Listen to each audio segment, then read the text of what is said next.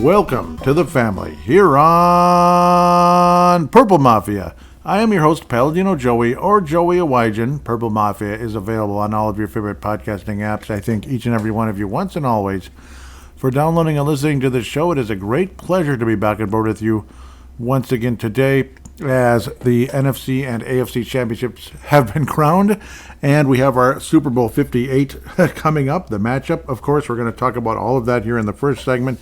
Fan interaction into the second segment. It's going to be a two-segment conversation here on Championship Sunday. Wanted to get on with this ASAP. It was two pretty close games, pretty exciting games. One could have been a massive blowout going a certain way, but it ended up going a completely other direction in the second half. I think you know what game that is. The other one just didn't go well. The other team never kind of came back, even though they had a billion opportunities to come back. And that'll be our opening conversation in the AFC Championship game. One of these two games I'm very happy about. The other I'm kind of pissed. And do you blame me? Do you blame me? Raise your hand if you're tired of the Kansas City Chiefs. Anyone? Come on. Put your hands up. I know. Come on. Stop lying. Put your hands up. You're tired of the Chiefs. Yes, me too. The Kansas City Chiefs are going back to the bleeping Super Bowl because the Ravens played like the Minnesota Vikings play in playoff games typically, and a lot during the season. They looked a lot like the Vikings this season. They managed only 10 points against the Chiefs. It's a very stingy defense. Steve Spagnuolo is one of the best defensive coordinators of all time. He's just on the wrong team, that's all. Gosh dang it, I wish he wasn't on the Kansas City Chiefs. Imagine him like on the 49ers. Imagine him on whoever. But why the Chiefs? Of course, he has to be on the dang Chiefs. I'd rather he just go back to the Giants again. I like that Giants team just fine. Heck, the Vikings put a 42 on that team, which is the weirdest thing ever. We put 42 points on that San Francisco Giants. No, wrong Giants. New York Giants team that season. About a month or two before that Super Bowl. I think it was 2 months before that Super Bowl.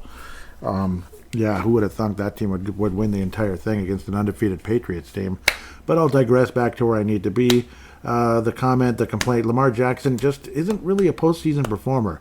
Last week he sure looked like it for the most part. What did he run for 100 yards on the Houston Texans, who had a rookie quarterback? I mean, he's a rookie. He's a wonderful rookie, and the Houston Texans, we just might be talking about him on Championship Sundays in the not-too-distant future. And hope and pray that certain networks don't edit out some of his acknowledging his Christianity. I think that's kind of bullcrap to do that, but they did. We'll get off of that topic right now. That's for a different podcast. Yes, it is for a different podcast that does exist. Lamar Jackson, though, just below average throughout the game. Opportunities over and over and over. Patrick Mahomes wasn't exactly like lethal out there. He really wasn't, because the Ravens defense is pretty good. And they kept this Chiefs team to 17 points. In your house, if you can keep the Chiefs to 17 points in your house, you think you have a chance at probably winning the game.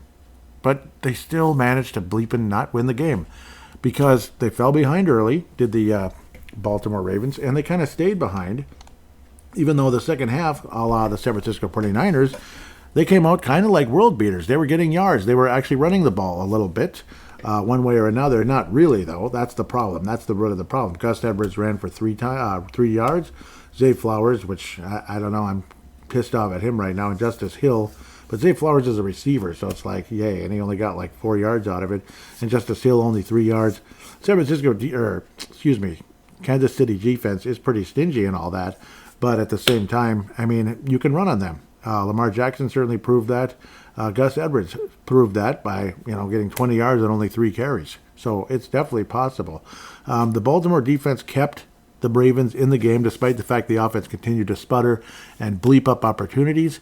And even with the offense sputtering, the Baltimore Ravens easily could have won this football game. But no, Zay Flowers, after making a great play, gets whistled for taunting like a complete idiot. Gets whistled for taunting. Makes a great play. Okay, the Ravens have a chance to make things extremely interesting here. Maybe make it 17-14, and then, all right, you're within a field goal with the best kicker of all time pretty much, and you have a chance at something. And then what happens? It's a 15-yard penalty. Stupid idiot, what are you thinking? And then a few plays later, he catches the ball for a sure touchdown and gets the ball knocked out of his hands before he crosses over the plane, and it's a touchback for the Kansas City Chiefs in favor of them, of course. And despite other opportunities along the way, Baltimore would continue to just piss it away. Zay Flowers would drop passes. And, of course, that huge fumble was absolutely brutal. Flowers absolutely made me angry. And, of course, again, just plays that were doable just weren't made. And the Kansas City defense was outstanding. Travis Kelce caught all 11 passes that came his way, all 11. Because at the end of the day, see, my complaint, that might sound like I'm kind of like an idiot who doesn't know anything about football, but it's just reeks of like, why is he always open? Always open. It's like teams are just not paying enough attention to him at times, and somehow, some way, Travis Kelce finds his way to be open. I understand he's one of the best tight ends of all time, okay? But it's like he's always open, and it just drove me nuts. But at the end of the day, the Baltimore Ravens defense did their job. They absolutely did their job, and the Chiefs, well, they did their job until until the golden opportunity where maybe Baltimore would have one final crack at it, and then that just wasn't meant to be at the end of the day. It's just crazy to think that Baltimore, despite all their yardage, that's what's just mind-boggling, the yardage that this Baltimore Ravens team was able to accomplish in the second half of this football game. It just blows you away. It just truly does. Shut up. Okay, so sorry. It blows you away. Over 200 yards offense and such, and you managed 3 points. 3 points in the game. 3. It's just absolutely heartbreaking. Absolutely blows you away. Baltimore hardly had anything. They wind up with 336 total yards to keep the Chiefs to 319. Obviously a strong first half for them. But 3 freaking turnovers, including an interception by Lamar Jackson. That was just a forced play. Just forced. Like, what are you doing? What the bleep are you doing? Forcing the ball into the end zone when you just needed to get a simple first down. Again, just like, what's his face last week? Why did I call him Jake Allen? Josh Allen. No, he's not a goaltender in the NHL. Josh Allen, the quarterback of the 49ers. And people are talking about them like, oh, these other great players of the past that couldn't get past Brady and Manning and such. And, this guy couldn't get past that guy. And it's this and that. I don't want to do that yet. Like say Lamar Jackson and Josh Allen can't get past Patrick Mahomes. I don't want to believe that yet. Burrow did. Head to head, he did, and that was awesome, and I hope he gets another chance. I would love to see Joe Burrow do that. I'd much rather see Cincinnati winning Super Bowls than Kansas City. I'm sorry. But then again, it would probably annoy the heck out of Viking fans because that'd be yet another team to not only go to a Super Bowl but actually win it, like how we saw the Saints do it. Like since I started watching football in 1992, you saw dregs of the league like Tampa Bay win a Super Bowl in 2002, and then later with Tom Brady. That's a little different situation there. Just a little bit different situation than seeing like Tampa Bay with our quarterback, Brad Johnson, quarterback that we developed for years and years, win a Super Bowl. He was not the main reason they won, but he was still good. He was still clutch. But Warren Sapp and all them guys, Warwick Dunn, all those talented players, Mike Allstott, a great defense. Not Tony Dungy. Tony Dungy won with the Colts years later. Not Tony Dungy, John Gruden, Mr. Chucky himself, playing against his former team in the Super Bowl, which is funny. But yeah, you got to see Tampa Bay go from a dreg of the NFL to a Super Bowl champion. You got to see the New Orleans Saints do it, and against us head-to-head, which was absolutely heartbreaking to a point of like almost insanity. The Patriots were one of the dregs of the NFL. They've won 6 Super Bowls since '92. That's a lot. They were one of the dregs of the NFL, and we saw them win. I'm trying to think of other teams. Obviously, the Cowboys, they won, and the 49ers. We'll get to them in a minute. We got to see the Packers win for the first time since the first 2 Super Bowls. We got to see them win 2 during the course of since '92. My mind is all over the place. Obviously, the Giants have won a couple times and so on and so forth. The Steelers, yuck, that was lame. We almost saw the Arizona Cardinals be a team to go from a drag to the NFL to a champion. The St. Louis Rams also. The St. Louis Rams, who were the LA Rams not too long before that, of course. They were pretty much a drag in the NFL, but then again, they went to a lot of playoff games, but they were kind of a playoff failure type of team, kind of like Buffalo Bills and the Minnesota Vikings, where they'd make the playoffs in the past, get to the NFC or AFC title game in terms of Buffalo, and then lose. But then ultimately they won the title with Kurt Warner, not Kirk Warner, but Kurt Warner. And then several years later with Matthew Stafford, of course, as the LA Rams. They finally got to do it as the Los Angeles Rams. So that was new for Los Angeles to finally win a Super Bowl other than the LA Raiders doing it. So, yeah, you got to see several teams finally win a title.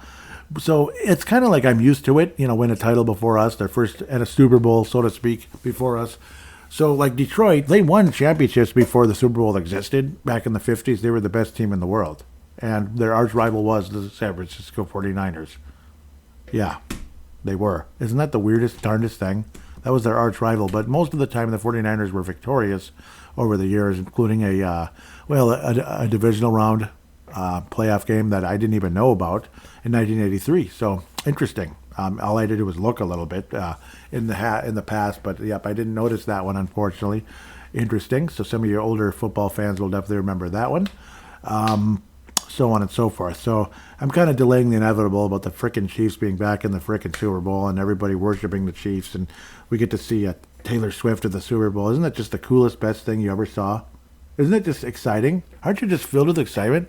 I'm not. I don't care. I hope the 49ers throw red paint all over their party. Like, seriously. It's a sea of red. It's a rematch of the sea of red from the 2019 season into the 2019 into 2020 playoffs Super Bowl matchup. So we're going to get to that in a moment.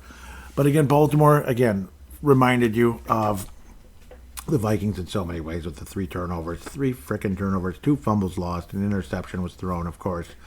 But the multiple fumbles, were mind-bogglingly maddening. I mean, I just couldn't believe it. Yeah, Lamar Jackson also lost a fumble. That's right. Made me angry like you wouldn't believe. I was absolutely seething in this game because the Baltimore defense continued to keep the Baltimore Ravens in the game, but the Baltimore offense continued to, blow opportunities. They'd have a chance to do something magical, and then there's the fumble, and then there's the interception in the end zone. Are you effing kidding me? And then just simply not getting the play done. No, simply, not getting the job done at the end of the day, where Spagnuolo's defense was bend but not break at times. And it absolutely didn't break at all when you consider the Baltimore Ravens with, one of the best rushing offenses in the NFL could not get the job done. Just simply couldn't. Obviously, you have the mobile quarterback who can run for 30 yards at any time. And just, again, mind-bogglingly frustrating. And then, of course, maybe one more chance for the Ravens to pin the Chiefs and to have a chance at maybe even decent field position and a shot at something. And but then again, the way they failed all day, you figured that they probably wouldn't get it. But at least another shot at something. Maybe, here we go. The Chiefs are like 3rd and 9, and then, of course, it's like 30 yards down the field. A player's open for the catch. That'd be, of course, number 11 offensively for the Kansas City Chiefs. That would be Scandling, the former Packer, with a 32-yard catch that put the game on ice. It was over. Once he caught that ball, that was it. All they had to do was pretty much kneel down and run the clock out. Just mind-bogglingly frustrating. Son of a biscuit. I mean, he totally fumbled through it. I'm seeing the replay right now. Just son of a, you just can't make this stuff up. And you're going to hear more and more of the same conversation and frustration in the post-game thread. Unfortunately, I'm probably the most frustrated. Most of you are more objective. But I just can't stomach the Chiefs, man. They piss me off. I can't stomach it. And the whole sideshow that's been going on. I know I'm probably borderline childish about it. Some of you might think I am. But I don't know. I guess it's the football fan in me. I'm not trying to be a rube. I'm not trying to be annoying. Just, I don't know. You get sick of seeing certain teams succeed. Especially when they kind of rub it in your face. And they're not really, they're not graceful about it at all. And I'll be honest, the trophy presentation, all that stuff for the AFC title game, I turned it off. I switched right over to the pregame for the NFC title game. I don't want to hear Travis Kelce run his mouth again. I just can't do it. Last year was like the end of the line for me. Any respect I had for him was gone forever after that, unless he ends up being the nicest guy in the history of the world later on. But I don't think he's on a fast track to doing that. I just don't. And, just too many plays were left on the field, bottom line, when it comes to Baltimore Ravens. The Baltimore Ravens, their fans, the players, obviously not the fans' fault, but I mean, the fans are probably, replaying some of that in their head over and over and over again, kind of like when I couldn't sleep after the 2009 NFC Championship game. Plays were left on the field, and literally the ball was left on the field, and that is the root of the problem when it comes to the Baltimore Ravens not getting the job done. They literally gave it away, and of course, all I hear is how Kansas City's a damn good team and blah, blah, blah, and you need to just be quiet, basically. Well, okay. So the Vikings apparently longest active droughts. The Cardinals, 76. They're that old, going back to St. Louis. Detroit, 66, because they're pre-Super Bowl. The Vikings, 63, going. So we're number 3 all time in terms of active droughts in the NFL. Tennessee Titans slash Edmonton Oilers, Houston Oilers, 62. So the Houston Oilers are that old. I suppose, though. Yeah, 62 seasons. We're 63. Oh, Dan Campbell, I feel bad for you. I can't even imagine what it must feel like. Yeah. I can't even imagine. So, sorry, a little distracted here. But, yeah, that was like flashing on the screen here. That's it. Yep, so we are number 3 all time. The St. Louis slash Arizona Cardinals, of course. So, St. Louis Cardinals really go back a long time. 76 seasons with no titles. So, yep, they're older than us. It's, man, it just tells you how irrelevant they were because you never heard about the Arizona or St. Louis Cardinals all that much, back in the past. You don't really see them in history at all. Other than maybe getting beat basically on plays and such. It's kind of crazy when you think about that at the end of the day. But Zay Flowers, he made some great plays. He made some absolutely great plays in the game, 54-yard long. That was awesome, 115 yards. But, again, he left some plays on the field and then injures his finger a little bit, being pissed off on the sidelines after he fumbled the ball. But I'm more pissed off at Zay Flowers for taunting the Kansas City defender. Here's the thing. You might want to stick it to them because they are arrogant SOBs. That is an arrogant team in almost every facet. And you want to stick it to them. But just do it on the scoreboard. Just do it on the scoreboard. Do it on the stat sheet by making that catch because it wasn't a touchdown. It was a big play, though. Just do it by making the play and keep playing. And that's it. Don't lower yourself to their level, and that's what I felt Zay Flowers did. You're lowering yourself to their level, and it was just dumb and pointless. I saw a Tommy Kramer tweet that he said he would have given Zay Flowers he would have given him an earful after that, because that's bull crap. It cost them 15 yards. Luckily, they I thought they scored a touchdown, and then no. Zay Flowers lost the ball in the air when he was airborne at the 1-yard line trying to cross over the plane, and Zay Flowers ends up looking like a complete jackass. And thanks a lot, and I'm sure a lot of Ravens fans are pissed off. It's like he played, it's just a combination of things. He played super well. The Baltimore Ravens, in a lot of ways, dominated the second half of this football game. But they managed 3 freaking points because the turnovers, again, the gambling plays, trying to hit a home run when sometimes you just need a single. Stop swinging for the fences over and over and over again. And what kind of helped hurt the Detroit Lions a little bit down the stretch? Yes, I understand they're trying to regain momentum, but sometimes going for 4th downs all the time are pretty bad. Apparently, it was the largest blown playoff lead in franchise history. So, not that the Lions have been in the playoffs all that much. I'm not trying to be a jerk. It's just a fact. 17-point lead gone in the Detroit case. So I'm about ready to move on into that game shortly. It's just the Baltimore game. It just, it pissed me off. That rubbed me the wrong way in so many ways. It's not just the fact the Chiefs won and I'm being kind of like I can't handle the Chiefs winning. No, I can't. I can't stand them. But let's move on to the Detroit game. I'm already almost 20 minutes into this episode, which is crazy. So where am I? Am I looking at the right thing? Yes, I'm trying to. Yep. Oh my goodness, I can't handle it. I can't do it right. Yes, we'll preview the Super Bowl here shortly. But the NFC Championship game, this looked like it was Detroit. They just kind of out of the gate, they were able to score really early, running the ball into the end zone. And it was insanely impressive, to say the least. It was really something how the Detroit Lions started this game out. No doubt. Let's see how to move on. There we go again. Yep, sorry. That was faster this time. Yes, it was Jamison Williams with a 42-yard run. And then David Montgomery also getting into the end zone to make it 14-0. late in the first quarter. The San Francisco offense, Brock Purdy looked nervous. They weren't making plays. They weren't getting the first downs. The Detroit defense was kind of Johnny on the spot and making the big plays. And then you just kind of got the vibe San Francisco was going to kind of start rolling, getting things back in the right direction, and then the momentum quickly swing back to Detroit. It went from 14-7 again after Christian McCaffrey was able to get into the end zone, who I think, again, that guy is going to be so key to the San Francisco 49ers versus the Chiefs in the Super Bowl. He is going to be so key. Like, we're talking probably the most important guy there is when it comes to the 49ers winning the Super Bowl, other than obviously their big-time defense.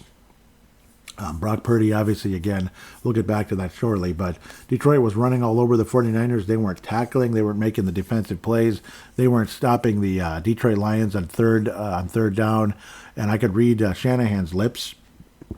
It was getting to be late in the second quarter, almost before halftime, before the Michael Bagley Bagley touchdown. No, Mike, what am I talking about? Michael Bagley field goal, yeah. Ultimately, the Jahmyr Gibbs touchdown to make it 21-7. Bagley, but it's like I could read his lips, like they're getting it every effing time. Like, why are they getting it every? He actually said the word. You could read his lips. That'd be Shanahan. Why are they getting the first down every effing time? He was just shaking his head in kind of silence. Wasn't flying off the handle. Brock Purdy again looked nervous. Looks kind of stone-faced, like what the hell, like glass-eyed look that you see in which is unfortunately what a lot of Detroit players had as the game progressed. Unfortunately for them, anyway.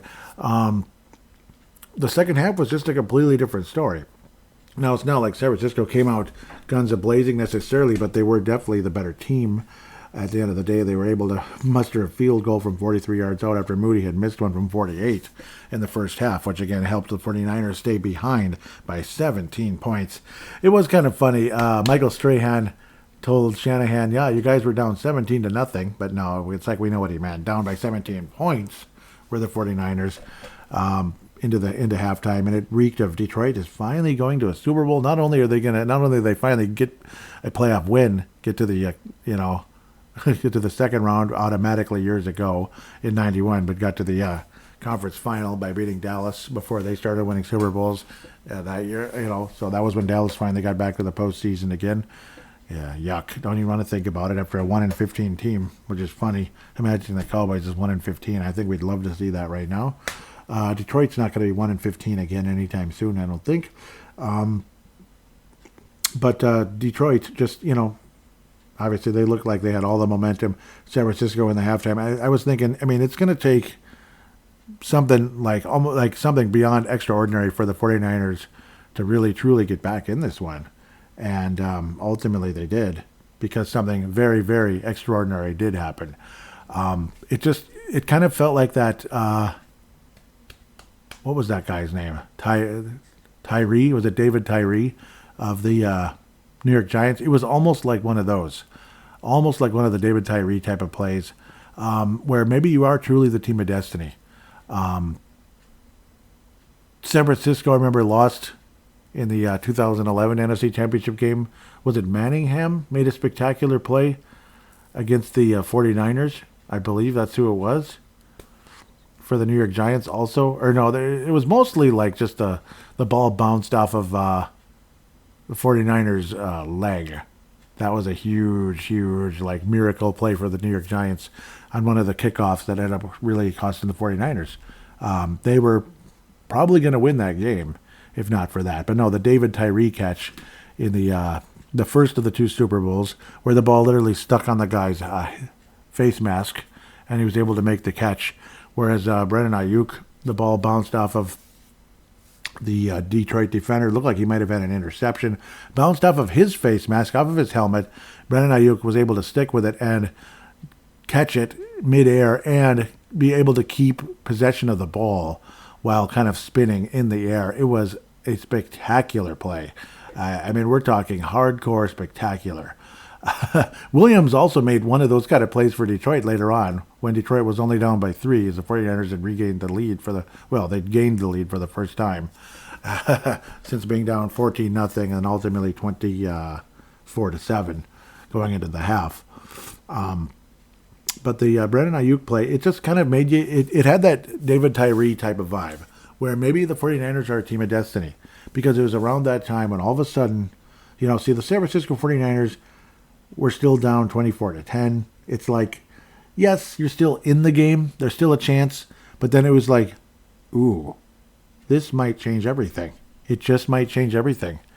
And it did. Brandon Ayuk was able to get a touchdown very shortly after that, receiving from, of course, Brock Purdy, throwing his first touchdown of the game, finally. Again, Purdy had an interception early in the first half as well, but where nothing was working out for the 49ers. It was kind of similar to Green Bay last week, where the Packers were beating up on the 49ers. But this felt even worse. Like, Detroit was dominating the 49ers in this game. The Detroit Lions were dominating them in the first half. And then, okay, the 49ers get something. Okay, at least it's 24-7.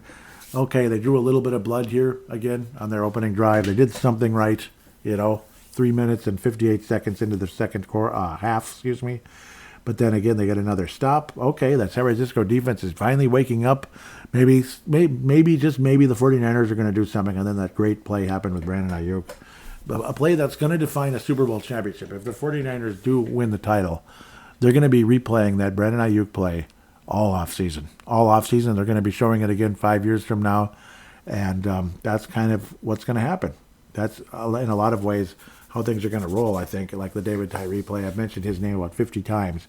But, yeah, I mean, it was it was kind of like a prophecy years ago that God was going to do something spectacular in the Super Bowl.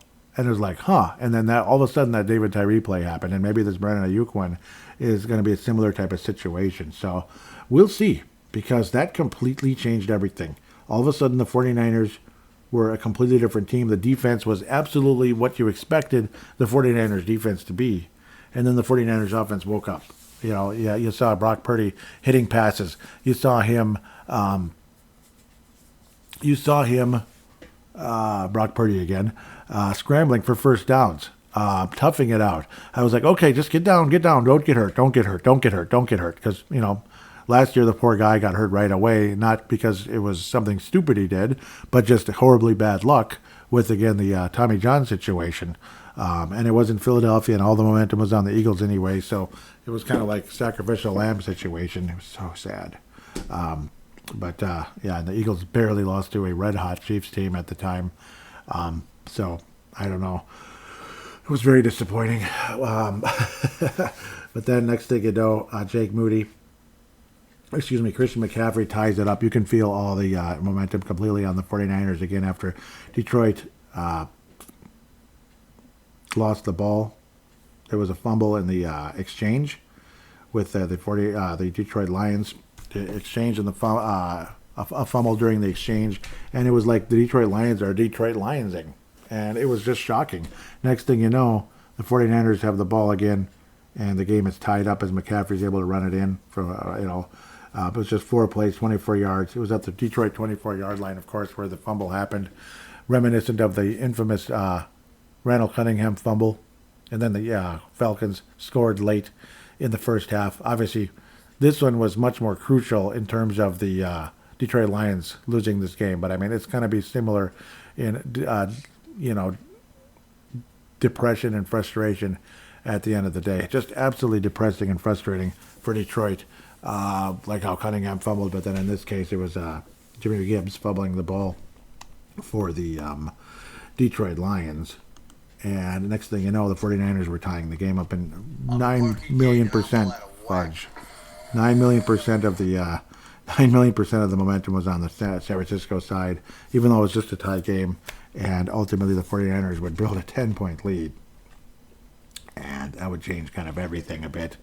But yeah, that Gibbs fumble was a big one. I mean, that was other than the Ayuk play, the spectacular play with Brandon Ayuk being able to stick to it. Obviously, the ball was kind of overthrown. That's why it hit the defender and bounced back into Ayuk. The way he was able to gain possession and hang on to the ball, like I'm trying to say, the composure he had, and that play was amazing.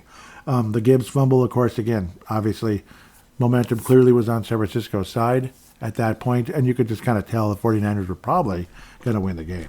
the home team, the favorites, a team that a lot of people saw winning the championship this year. And hopefully they can still do it. I'm getting sick of this. I'm getting so done. We're going to nip that in the bud. I apologize. Yep. It's just, that's how things are in these stupid, sites and such. I'm kind of bouncing around. But Moody was able to put the Niners up again after a drive that would ultimately stall. But Jake Moody just 33 yards out. Again, the drive stalled as the Niners couldn't finish on the play. Missed, of course, had to throw the ball away. Did Mr. Purdy. Moody was able to make it 27-24. And then, again, another Detroit drive that completely stalled again. Just another one. Elijah Mitchell was able to run the ball in to make it 34-24. It's like, yeah, Detroit absolutely is going to the Super Bowl now. Did I say Detroit? San Francisco is absolutely going to the Super Bowl now. Detroit finally put a drive together where they did end up getting into the end zone. It was a very impressive and very, very well executed drive where Williams did get into the end zone on the play. Detroit would do a squib kick, which Detroit almost got the ball, but the Detroit lineman that almost had possession of the ball, it was too early. It was about 8.5 yards out when it needs to reach 10, which obviously hurts the chance of the kicking team to recover the ball. And then I guess one of the hands guys, that all hands team, George Kittle of all people, right? And he should be there for that because he's got good hands, makes the play, and the 49ers end up being able to run the clock out by having to run the ball by completely denying Detroit any chance of getting the ball back for some miracle Hail Mary play that could put Detroit into the Super Bowl still in miracle fashion, which would have been absolutely nuts if something like that happened. It really would have been. But it's like you never know.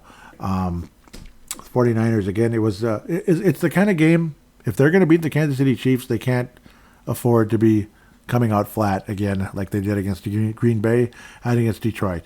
Now, if they come back with this kind of momentum, maybe they could beat the Kansas City Chiefs, but I wouldn't tempt my fate at all. There's a real chance the Chiefs could win another bleeping Super Bowl, and it would be disgusting to see the Chiefs beat the 49ers again. Such a storied franchise that, believe it or not, the San Francisco 49ers, despite all their accolades, despite what a decorated franchise it's been since about 1981, right? Since about 1981, what a decorated franchise the 49ers have been. It has been a 29-year drought since they won a Super Bowl, which is nuts. They were the first team to win 5 Super Bowls. The first. It was awesome to see them pass the Cowboys and the Pittsburgh Steelers. It was like, sweet! They passed the Cowboys and the Steelers. That is awesome. How the Cowboys had, made it 4 Super Bowls by winning back-to-back in 92, 93, and that was disgusting. Like, they're tied with the Niners. That's awful. And the Steelers. And then next thing you know, the Niners win in 94. It was a dominant season. I got to see the 49ers in the Metrodome in the season finale. They took Steve Young out after he got hit a couple times in the first quarter. Wise decision. Elvis Gerbach took over. The Vikings won a, semi-preseason game to win their division. Yes, to win our division. The NFC Central as it was back then. And we'd be the number 3 seed behind the 49ers, the Cowboys, and then us. And, of course, we got obliterated by the Bears the next week. Bullcrap. Who then got obliterated by the 49ers, and the 49ers kicked the Cowboys' ass going up 21-0 very early, and that was awesome. I loved that so much. And then, of course, they kicked the Chargers' ass as well. That would be another Harbaugh Bowl if that happened. No, I'm kidding. No, it wouldn't actually. I'm backwards. That would be the 2 Jim Harbaugh teams going at each other right there, the 49ers and the Chargers. But the Chargers, we'll see if they get to the Super Bowl. Yes, Jim Harbaugh is the coach of the Los Angeles Chargers. And yes, I am all over the place right now, and it's probably annoying to listen to it. I apologize. John Harbaugh, not sure what's going on with the with trailing by, was it trailing after the half? Like, what are they like? Yeah, they're like winless or something. It's ridiculous. Trailing by like 10 or more points or something. It's a ridiculous stat. 49ers have a chance to tie the Steelers and the Patriots if they win. So that I'm okay with that. It's been 29 years. And again, when you consider which players won those Super Bowls, that was a classy team. Like, if you hated the 49ers, you were probably just sick of them winning in general. And that's kind of how I feel about people with the Patriots. And I know Brady's reputation was tarnished with the Deflategate, and Bill Belichick being kind of the, whatever he is, being kind of, I don't know, arrogant with the media a bit. But to me, he's not as openly arrogant as, say, the Chiefs are. I don't see Andy Reid as arrogant, really. He's kind of a cool guy. I kind of like him, but Mahomes has gotten worse. Like, he was nice. He seemed kind of cool for a while. I think he's gotten more and more arrogant over the years, and obviously Kelsey's off the charts. Other players on the Chiefs are off the charts. Like, Pacquiao just got there, and he acts like he's the coolest thing in the world. That's annoying. So, yeah, there's a bit of that. So seeing San Francisco win a 6th Super Bowl versus the Chiefs winning their, I guess it would be their 4th already in franchise history, which is really weird. 4, wow. Not all with Mahomes. It would be the 3rd with Mahomes, and I really don't want that to happen because I'm actually super irritated with all this greatest quarterback of all time talk. Dude, it would be his 3rd Super Bowl. Tom Brady won 6. Right? Tom Brady won that many. Yeah. No, Tom Brady won 7. Excuse me. He won 7. He won 6 with the Patriots and won his 7th with the Bucks. So let's pump the brakes, guys and gals out there that are married to this whole idea of Patrick Mahomes being the greatest quarterback of all time. And 49ers, please help slow that down a little bit. That would be great. Just like Tom Brady's team did when the Chiefs played the Tampa Bay Buccaneers. I just love seeing that happen. And the fact that Brady's Patriots beat the Chiefs in the AFC title game before that as well. Yeah. Disgusting. Travis Kelce's touchdown. I would say he was taunting a little bit, and of course they had to turn things to a certain music star that's not good. I don't like her music at all. Sorry, I just don't. Never have. It's no offense. I just don't like it. Anyhow, I'm just watching the replays. But let's get to the Super Bowl preview now. That's pretty much what I was kind of doing in a way, very indirectly and maybe unprofessionally here. It is a rematch of the 2019 Super Bowl, of course. It is the Sea of Red Part 2. That's the title of the episode, pretty much. Yeah, but it's the Sea of Red Part 2.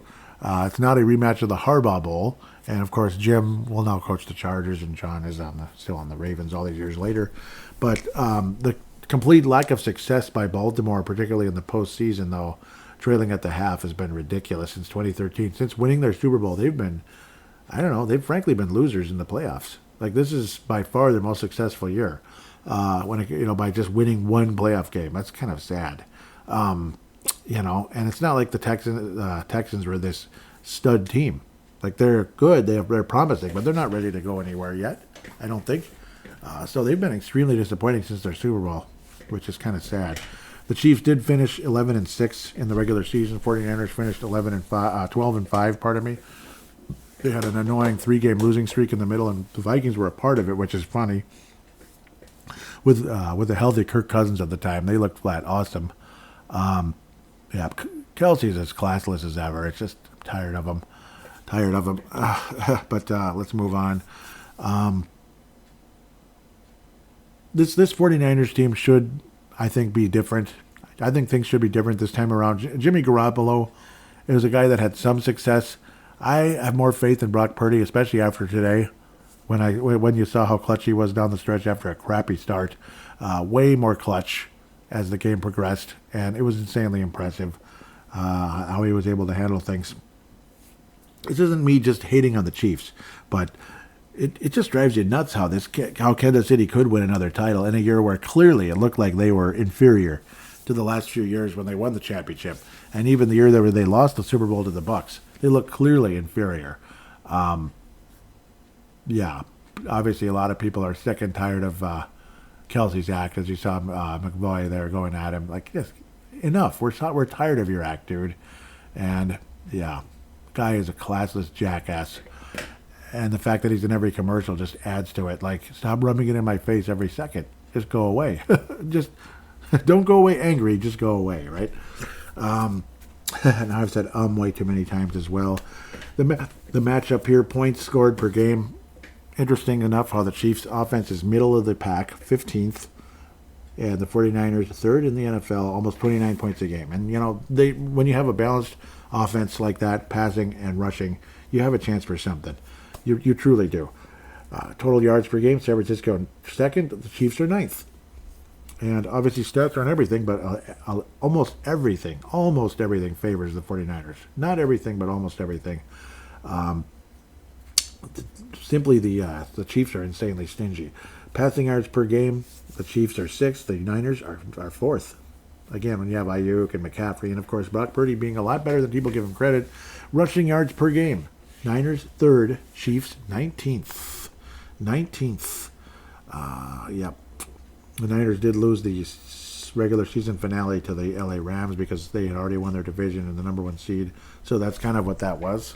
It would have made their record a little more purdy, if you'll allow me to, if you'll allow the pun. And things were not purdy on Christmas Day when both of them were crushed them. But San Francisco does not need to worry about the Baltimore Ravens now.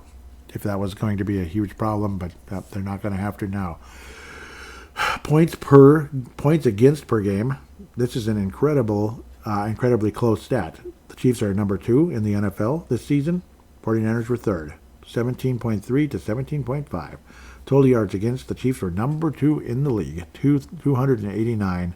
49ers 303 at 8th in the NFL. Passing yards against. So there is a weakness of the Chiefs that's coming. It's not the passing, though, unfortunately. Passing yards against 14th. 49ers are 14th. So kind of middle of the package. So, yeah. So they better show up and get the job done. Obviously, what's his name? Jared Goff had a pretty good game against the 49ers for the most part. Chiefs are 4th in the league in passing yards against, and that's why Lamar Jackson was having a hell of a time finding open men during this game. You'd have 4 receivers going down the field, and none of them were open. Oh, my Lord, I can't watch. Throw up. You can guess what's being shown on the screen. Rushing yards per game, 49ers 3rd in the league at stopping the run, 89 yards, just under 90. Kansas City Chiefs, 18th. Kansas City Chiefs, 18th. 113 and a quarter yards. Sacks, the 49ers were 6th, and the Chiefs were 2nd. So Brock Purdy, watch out. Interceptions, this is a big one, huge, which could be a very big thing in favor of the Niners. Number one in the league with interceptions, but then again, does Patrick Mahomes throw a bunch of interceptions? Unfortunately, no, but hopefully he will in this game coming up, Super Bowl 58. The Chiefs are only 27th with only 8 interceptions on the season, and I hope it stays right at 8, if you know what I mean. Obviously, they got some in the postseason, I'm sure, especially today. They got at least one, and then the multiple fumbles by the Baltimore Ravens, which were insanely frustrating, if I might say myself. So, yep, just kind of looking at the injury report, but you just never know. Like, are they going to be active for the Super Bowl? These were guys that were, well, I'll read them off, who were inactive going into the game today. Zane Gonzalez, questionable with a calf. Kalia Davis, defensive line, questionable with the ankle. And Oren Burks, questionable with the shoulder. That's the 49ers, of course. Chiefs, Anthony Witherstone, questionable with the toe. Isaiah Moore, out, undisclosed, okay. Kadrius Toney, out with a hip. He was dancing too much. Okay, sorry. So that's, again, going into the Super Bowl. Of course, you probably figured that out by now. The Chiefs have been red hot, and they haven't lost since, forever. So, yeah, they looked very ordinary earlier in the season, and they've been red hot ever since. Hopefully, for my sake and the 49ers' sake and anybody that's sick of the Chiefs and 49ers fans, that things are going to change here very rapidly, and the 49ers are going to take care of business this time around. I'm stepping out in faith and believing they will, because their rushing yards per game, they're 3rd in the league. The 49ers are 19th. The 49ers rushing yards are 3rd in the league, and Purdy did show some mobility today, which really could help, which hopefully can help the 49ers get some key first downs down the stretch when they need them, because they're going to need first downs. Here, plain and simple, no matter who you are, no matter what. The Niners are 3rd in rushing and 3rd in rushing yards against. The Chiefs are 19th in rushing yards per game and 18th in rushing yards against. So you can definitely expect to see a decent amount of Christian McCaffrey, Deebo Samuel, and such. Deebo Samuel's kind of one of those, Swiss Army knife types. Obviously, he could be a bit of a run and a bit of a run receiving. Brandon Ayuk, obviously, again, hopefully he can be that key stud receiver down the stretch for the 49ers. Maybe one more miracle play, which would be great. Amazingly, Brock Purdy actually threw for more yards than Patrick Mahomes, which is crazy, but obviously I'm sure Mahomes didn't play every down. Probably not, right? No, he just simply didn't. But still, 4,280 yards for Purdy with 31 touchdowns and 11 INTs. Patrick Mahomes with 4,183 yards passing, 27 yards and 14 INTs, and hopefully a couple at least in the Super Bowl, which will help the 49ers cause to defeat the to defeat the frickin' Chiefs. It's funny how they're comparing now careers through age 28 that now Mahomes has 4 Super Bowl appearances. Yeah, okay. But Brady did have a drought, but then he won a bunch more later in his career, so we'll see. We'll see how this turns out. Yeah, they can start their little comparisons with Brady and say that Mahomes is better, but we'll see. We'll see. You've got some. He's not as close as people think. He's not, because Brady was winning Super Bowls well after 28 years of age. Believe me, he just unfortunately had that stupid drought in between and those 2 losses to the Giants. Just imagine if he won those. I mean, we wouldn't even have a conversation right now if he won even one of them. Think about it. Or if he beat the Eagles or. Just think about that. It's not even a conversation in that sense. But because there's a lot of Super Bowl appearances that Brady had. So we can talk about his 4th Super Bowl appearance. Brady had a lot more as the career progressed. It's just up to age 28 because of the drought. But that's how that goes, unfortunately. It's too bad. 2006 Patriots were pretty good, but they just couldn't get past the stupid Colts. Stupid Colts, right? To the running backs, of course, the top rushers anyway. 1,459 yards for Christian McCaffrey, 14 touchdowns. That's the key right there. I mean, Christian McCaffrey comes out and kicks the major butt. 49ers have a real shot at winning the Super Bowl. Isaiah Pacheco, who's a pain in the ass, and he can be, he's a cocky little son of a 935 yards with 7 touchdowns on 205 rushes, by the way. Almost 5 yards a carry, but Christian McCaffrey's 5.5. Brandon Ayuk is on fire. 1,342 yards. I know that's from PA locally. 7 touchdowns. Travis Taylor Chef wannabe Kelsey with 9 biggest jackass in the league, and everybody hates him because they're sick of it. 984 yards. They're sick of the arrogance. It's not just Taylor. There's nothing even to do with Taylor Swift. They're just sick of his arrogance. 984 yards and 5 touchdowns. Hopefully this will be his last game, because there were rumors. Obviously his brother is retired, and it turns out he's kind of nuts too, unfortunately, taking his shirt off and all that. I don't know, but I guess there's worse things than that, but still stupid. But hopefully this is it. Hopefully this is his last game and they do not win. That would be wonderful. So I am going to pick a 49ers win. Not just because I can't stand the Chiefs, but I think the 49ers are better. You can tell me all day about the Kansas City Chiefs have the best quarterback and the best coach and they're this and they're that. But I think the 49ers, it's time. It's time for the 49ers to win another Super Bowl. I think it was their year. Sometimes it's your year. The Chiefs made a run here because Baltimore fell on their face. And Buffalo, I don't know. They gambled too much and it was ridiculous. Stupid. Come on, man. And they couldn't make the big stops when they needed to. It was so freaking sad. But I think the 49ers win the game with a final score along the likes of 31-24. The 49ers, 31-27. 49ers win the Super Bowl. And they're 6th to tie the Patriots and the Steelers with NFL royalty and Mount Rushmore status, denying the Chiefs, thank God, and giving them, I believe, would be their 3rd Super Bowl loss, because they did lose to the Packers, I think, way back, and then they beat the Vikings, the Niners, and the whoever the heck it was last year, the Eagles, yes, and then of course lost to the Bucks, the Packers, and hopefully this year to the 49ers this time around. At the end of the day, so there it is. 31-27. With that, we'll get to fan interaction after this.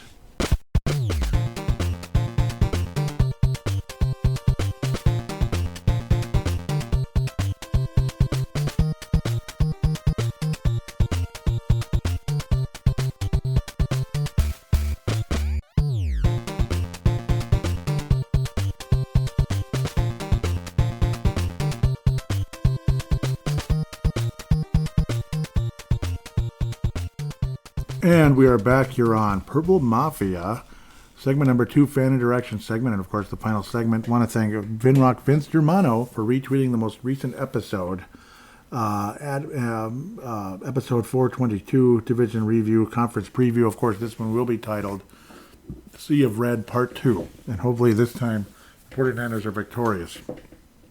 At Purple Mafia shows the Twitter account. I think I'm going to go to especially for chronological reasons, I am going to go to the Instagram first, which is Purple Mafia Show. Quite simple. So luckily that one got right in there. A couple of comments, I believe. Yeah, good. There's a couple here. At least one from last week. Want to get it right away. Strike Force. That'd be Mark from Iowa. Mark Carlson from Iowa. Just another reason why I enjoy Purple Mafia. Some were in the third quarter. I got called away from Buffalo, Kansas, from the Buffalo Kansas City game and missed the end. But listening to Purple Mafia helps fill some of the details of what I missed. And man, I was laughing on listening to the Yuck City Chiefs or Yuck Shitty Chiefs. Did I say that? Yeah. I enjoyed the show. I am more hopeful for a Baltimore versus Detroit game. Yeah, almost, but yeah, it ended up being the opposite. Isn't that the darndest thing? And I might as well say this now, that the league must have a deal with Taylor Swift. Yeah, it feels like it. If she isn't featured at the game, she is in the commercials. I am surprised she isn't doing the halftime show at the Super Bowl this year. Skull Mark from Iowa. Yeah, it's really annoying, and I can't stand it. I just do not understand. It's, yep. Yeah, I mean, I am very bored with the whole Taylor Swift situation, no doubt. And it's, I don't know. I've never understood the obsession with her. I never have. She's not that good. Okay, here we go. Here's a brand new Mark from Iowa right here. Well, pretty darn new anyway. It was hard to see the Ravens fall. I felt they were their own enemy. Yes, they were. Costly and avoidable penalties.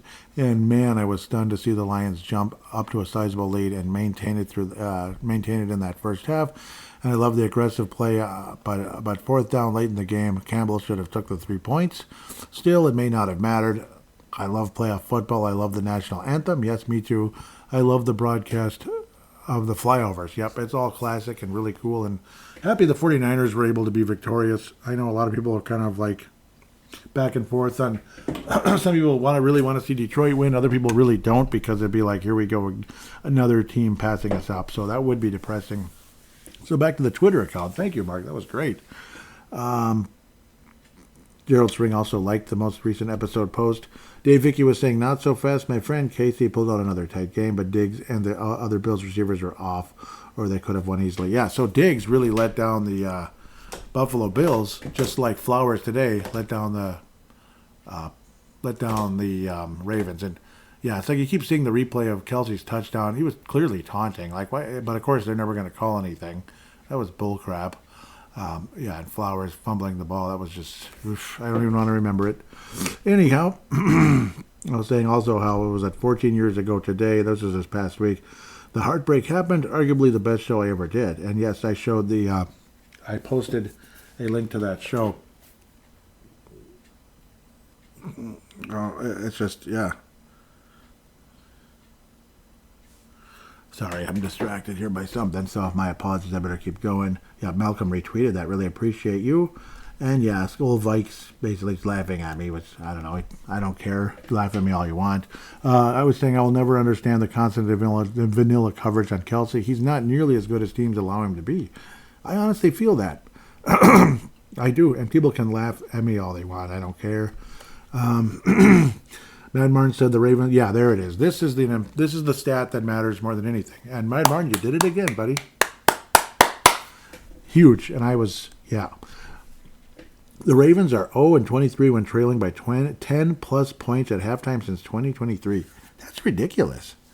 Like, really? That's horse crap. Every other team in the NFL has at least one comeback win after trailing by double digits at the half in that span. As good as John Harbaugh is, that's a really big wart on his coaching record. That's awful. Like, that's awful, seriously. So it's like, of course, right? Of course they lost. Isn't that just sad that it's that terrible, that pathetic? It's weird. Excuse me. Now let's try to get back to where I need to be. Mad Martin, yep, here it is. Kind of like Kevin Garnett with the Wolves and this, and other players, like how they were in the way, like Duncan and Kobe, the Lakers and Spurs were in the way of like Garnett and other players in the Western Conference years ago in the NBA. Josh Allen and Lamar Jackson careers. This is Mad Martin again, of course, coming in out of Northern Scotland. Josh Allen and Lamar Jackson's careers are going to be like Phillip Rivers. Never get to the big game, but a lot of that is down to having to go through Mahomes. Rivers was great, but had to get through Brady and Manning. Oh, and I just realized something, and I better do it right now because, so sorry to interrupt Mad Martin's tweets. We're going to come right back to him. But when I was thinking about Mad Martin calling in, Dave Hickey called in, and I better play that right now. Message goes out to Joey Awajan and the Purple Mafia faithful. It's Dave Hickey. Another disappointing year. I thought maybe we could improve on last year's 13 wins, but it's the same old Vikings. Up one year and down the next. Like the Score North guys say, I just want to see them win a championship before I die. And I've been a suffering fan for 50 years. I really can't see no light at the end of the tunnel for either one of us. Thank goodness for me. I'm not ready to go yet, and it don't look like they are either. They need to get back to where they build from the inside out on both sides of the ball. When the Vikings were relevant, it's when they had the purple people eaters and a couple of Hall of Famers on the O-line. A good line makes it easier on the whole team. You get pressure on the quarterback and sacks, and it creates more turnovers and time of possession, better field position, and there's a reason why Paul Krause still leads the NFL in interceptions after 40-plus years. It's because he had the purple people eaters creating havoc in the backfield. And quarterbacks just wanted to get rid of the ball. Of course, like I said, you need a good O-line too, and a Hall of Fame quarterback and running back don't hurt either. Other than maybe 3 times since the late 70s had they had a shot. 50-plus years just don't cut it. Now, present day, I just watched the lowly Lions win 2 playoff games, and they're 1 win away from playing in the Super Bowl. And if the Lions win a Super Bowl before us, after being a punching bag in our division for 50 years, I don't know what I'll do. As far as the Lions, they seem to have a great roster. The Packers look like they have another good quarterback and a very young team. And the Bears, thank goodness they have Everflus to drag them down. But they have 2 picks in the top 10 in this year's draft. And they played pretty good down the stretch, which is something the Vikings never, ever do. We play a nail-biter every week. Never do we dominate, not since Moss and Carter, where we outscored people. But the defense hasn't been dominant since Dolman and Millard's in the mid-'80s. I really don't count the Zimmer defense because they fell off a cliff after a couple years. As far as the near future holds, I think they need to, as much as I hate to say it, re-sign Kirk for 2 years. Unless you have a shot at a Jaden Daniels without giving up the farm, I think they should actually trade down just a couple spots unless they had a shot at Zahan Newton or just a big slob that can stop the run and get the quarterback. I also like Bo Nix next to Jaden Daniels. They had the best QBR rating. Nix is accurate. He had 45 touchdowns to 3 interceptions and over 4,500 yards passing in a passing conference. And I think he could be had at maybe 15 or 20 in the draft. If they try and move up to get one of the top 3 quarterbacks, that's likely going to take next year's number 1 and then some maybe. Maybe 2 number 1s in the future. Way too much. As far as the near future, If they can sign a few studs on the defense in free agency, then maybe we could afford moving up or down to get a quarterback that can sit behind Kirk, or maybe pick up an interior offensive lineman. I'm done with Bradbury getting walked right back into the quarterback. There's a lot to blame to go around this team. Madison cost us at least 2 games. Cornerbacks out of position and not being able to secure an interception. I'm thinking of Evans in the San Diego game. And my boy TJ Hawkinson definitely cost us the San Diego game. I was there at the beginning of the year. They were just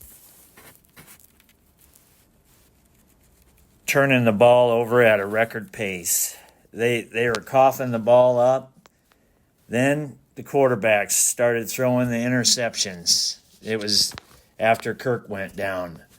We had a lot of injuries this year, but that's all part of the game.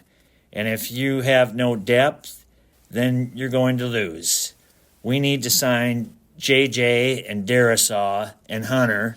And if we can get Kirk to sign a halfway modest contract for 2 years, then so be it.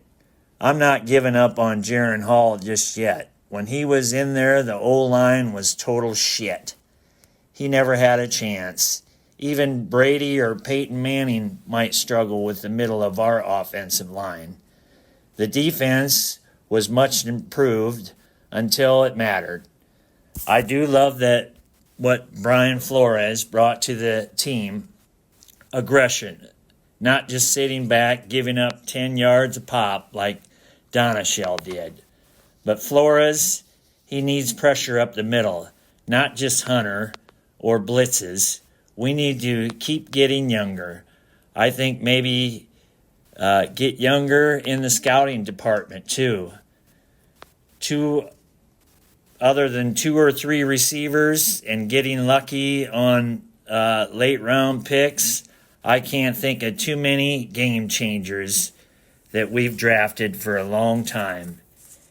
It's time to say goodbye to Harry the Hitman, one of my favorite Vikings of the modern era. He's lost a step or two, and we need the money. Say goodbye to KJ Osborne also, one of my biggest disappointments this year. And also Marcus Davenport. He played great in like 1 game and then sat out the rest of the year. I'm sure everybody and their brother is upset with Kwesi for the Lewis Cine pick.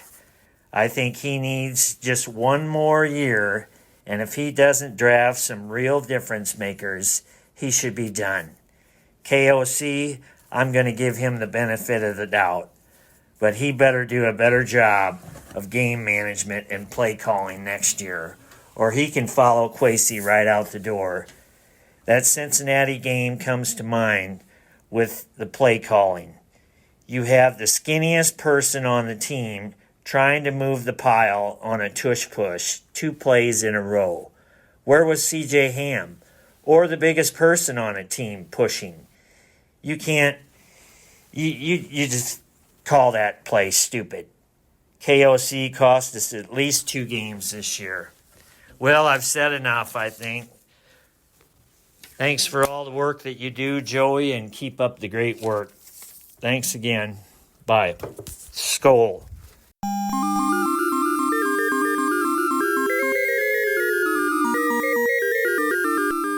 That was an awesome and very heartfelt call-in by Dave Hickey. Really like that and totally understand your frustration with the Minnesota Vikings franchise. And I agree with you 1,000%. How about, we'd like to see them win a championship before we die. And I even include that in the show description here. I hope that's not kind of like parroting or stealing from the Score North, because it's kind of like we all kind of feel the same way in a lot of ways. A lot of us that have been around a while, and we've seen a lot, we've been through a lot, and it hurts. It hurts.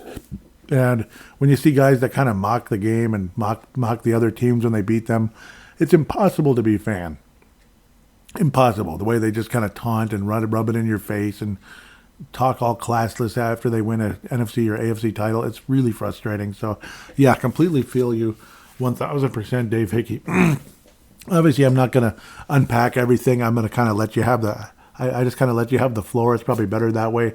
If I just sit and unpack, I'll probably make you tired and me tired, and the it'll tire out the listeners too if I just unpack everything. Sometimes it's just better to let somebody have the floor and just kind of respond a little bit like in general, like how I could totally understand your frustrations and how obviously the Vikings defense is nothing to what it used to be back in the good old days. It was spectacular.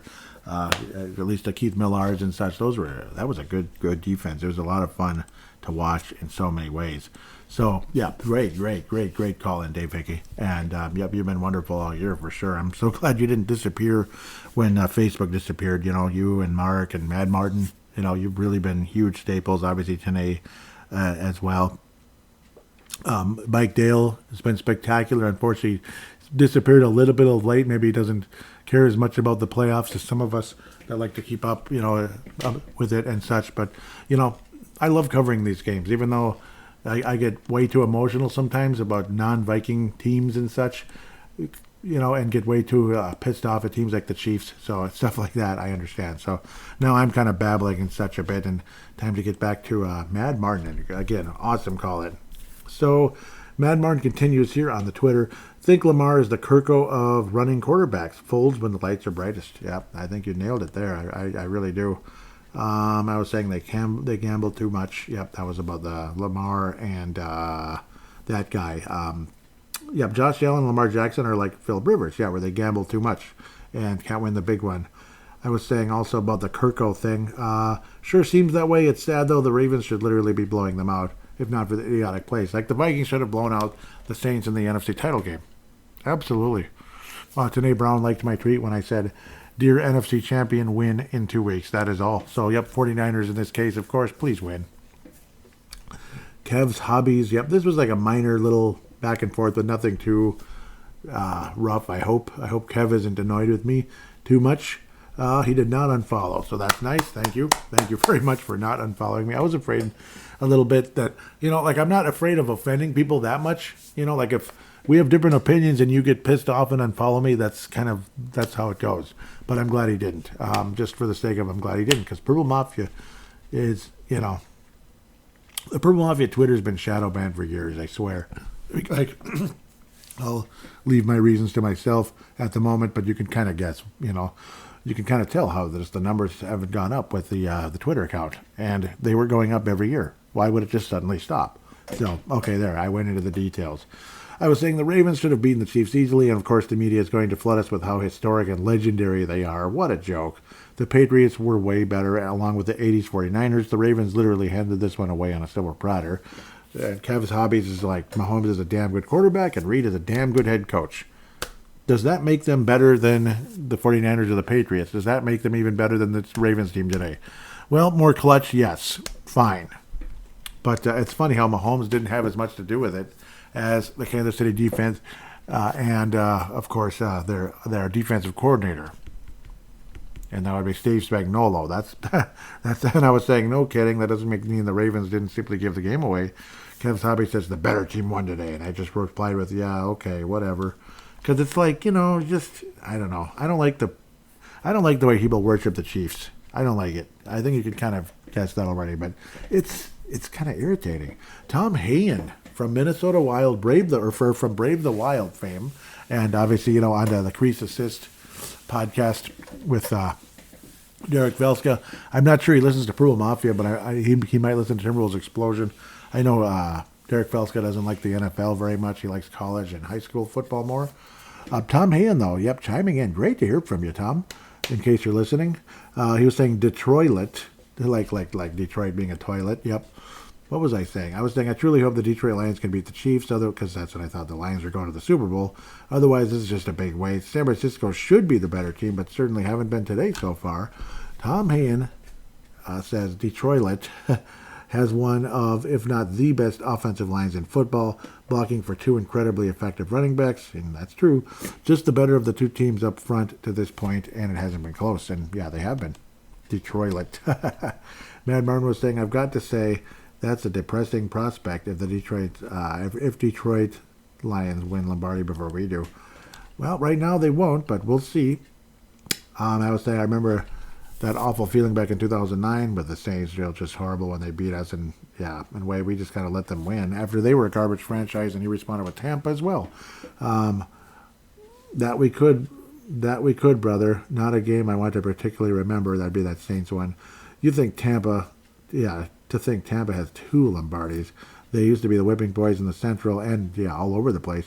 Front office needs to make a bold move this year. 2024 needs to be rebuilding for the future. Yes, rather than being stuck in mediocrity, which is a lot of what, going back to Dave Hickey's call, absolutely hits the nail on the head with the frustrations of being just stuck kind of in the middle and then above average, and then we're just below average, and then we're above average, and we're just below average, and we're above average, rather than, okay, let's rebuild for a little bit.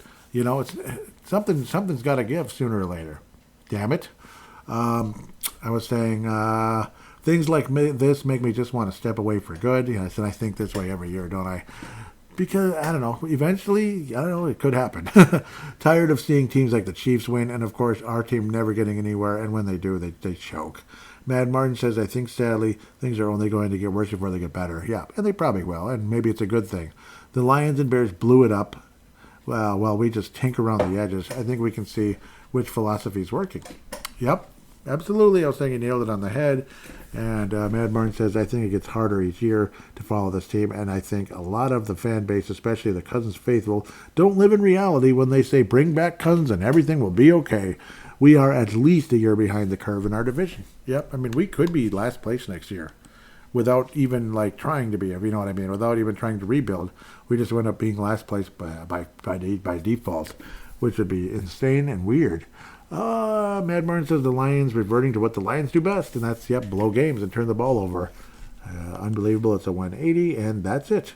I was saying absolutely love the 49ers and hope they get revenge on the Chiefs for the last time around and feel terrible for Detroit fans on the other side. We've definitely been there. I believe that is the final tweet of this episode. And just in case there's anything else popping up on Instagram, apologize for getting distracted earlier because there was a little bit of stuff popping up in other places and then on the TV screen and such. It looks like that's all she wrote, folks. Yeah, the divisional round was very, very active, but I also posted it on time. Damn it! I posted the thread for this week's show halfway through the Ravens game. Stupid. I should have probably posted it on Saturday. Why not? Super Bowl I'll probably post it on Saturday and all that. That's on the Instagram and of course Twitter and such. We can continue our conversation. Brent Jacobson also chimed in. Let's get to Brent Jacobson. This might be the way to go, Brent, just in case you're listening. Hopefully you're listening. Yeah, you can always send texts and stuff. I mean, that way we can still hear from Brent Jacobson because I love hearing from Brent. He goes way back to 2009. You realize how long ago that is? What do you call a Detroit Lions fan who has a Super Bowl ring? A thief. I'm disappointed that the Lions lost, but also kind of happy they did. Yeah, because division rival and, another team that might claim a championship before the Minnesota Vikings. So completely understand both points of view with that. You'd want to see them win, but then it's oh, that would kind of suck, So Las Vegas they go. The Las Vegas Raiders are hosting the Super Bowl, basically, or at least the stadium is, and the city of Las Vegas, who's become definitely a sports maven. Definitely believing the 49ers can get the job done because the potential weakness of the Kansas City Chiefs is the running game, and the frickin' Ravens didn't exploit it enough. Mr. Lamar Jackson did run for some key first downs, but then at the end of the day, couldn't finish at all, couldn't make the big play and all that, and then the fumbles and such, just complete crap. The Ravens were definitely a team that could have beaten the 49ers in the Super Bowl. It could have happened if they got past the Chiefs. Not that I would have wanted the Ravens to beat them, but they could have. It wouldn't have killed me or anything. The Chiefs winning, it's not going to kill me. I'm not going to die. The sun's going to come up the next day, but I don't want the Chiefs to win, okay? I really don't. That sucks. It's like watching the Cowboys win in the 90s. It's just, that was awful. I'm sorry, it was awful. And even watching the Saints beat the Colts, that was awful too. I don't think anybody's really a fan of the Saints ever since then around here, except maybe now it's okay. I don't, we finally don't mind them very much because a certain coach isn't there anymore. And Dennis Allen isn't exactly somebody. He's like the polar opposite of Mr. Sean Payton. First of all, he's a defensive coach, and his personality is so much more mild, and he's like a human being. Sean Payton's just a jackass, you know? So, I mean, if you have a problem with Dennis Allen, I don't know, maybe you think he's too nice. I don't know. Seems like a cool guy, honestly, and he respects the game, where I don't know if Sean Payton really did at all. At the end of the day. With that said, I think I've made enough babbling. I've talked enough, and you got to hear from Dave Hickey, which was awesome. Nice to hear a different voice other than mine, especially when it's Dave Hickey. You haven't heard from him in a while, and it was a nice, heartfelt call. So, Dave Hickey, oh man, yeah, Dave Hickey, Dave Hickey and Mad Martin, I think you both get gold stars. Like, Mad Martin was so awesome. The interaction throughout the whole game was just unbelievable. I loved it very much. So, but Dave Hickey's call-in was so good. I think you guys are going to share the gold. Mark Carlson brings in the silver with some awesome conversation as well. Brent Jacobson's going to bring in the bronze, with a beautiful, nice little text there, and it was fun and all of that. A bronze star. See if there's another. Tom Hayen also is going to, Tom Hayen and Brent Jacobson are going to bring in the bronze star for this episode. So at least I passed out stars this week. Last week it was Mark Carlson with a bullet. Mad Martin also would get the silver last week, and Dave Hickey the bronze, if I remember correctly. So that's, I forgot to pass out stars last week. I apologize. So with that said, we're going to step away for a week. I never do a podcast during the Pro Bowl week unless something crazy happens with the Vikings in the news, and that doesn't happen. Just Vikings news usually doesn't happen during Pro Bowl week, and I hope nothing bad. You don't want any bad news, so it's just no. No. So no bad news, okay, at the end of the day. So with that said, have yourself a good couple of 2 weeks off. Enjoy the Pro Bowl if you want, and if you don't, it's up to you. I'll probably watch some. I'll do some DoorDash probably, or work on another podcast called Video Game Flashback, possibly. Working on a project there, Zelda Link's Awakening, as Final Fantasy Mystic Quest is wrapping up, and that's been a fun one for the Super Nintendo. That one's not released yet, but already getting started on Zelda Link's Awakening for Game Boys. Video Game Flashback, if you like retro video games. Already 28 episodes in, 27 officially, but 28 is going to be in the books very soon, with the release of the Final Fantasy Mystic Quest review for the Super Nintendo is that game, of course. But if you like retro games, you're somebody that grew up in the 80s and 90s, maybe even the late 70s into the 80s and 90s, and you like those retro video games, check out the Video Game Flashback podcast. There I go, giving myself a free plug again, or at least that podcast one.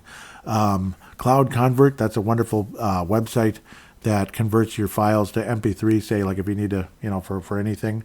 So it's awesome. That helped get Dave Hickey's call into Audacity so we can listen to it. So, and get to listen to Dave Hickey. That was awesome.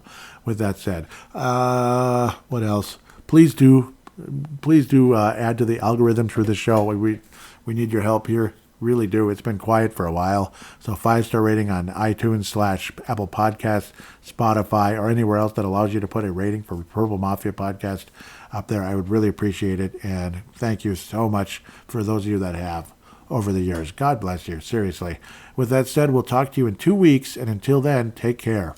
And go 49ers, dang it.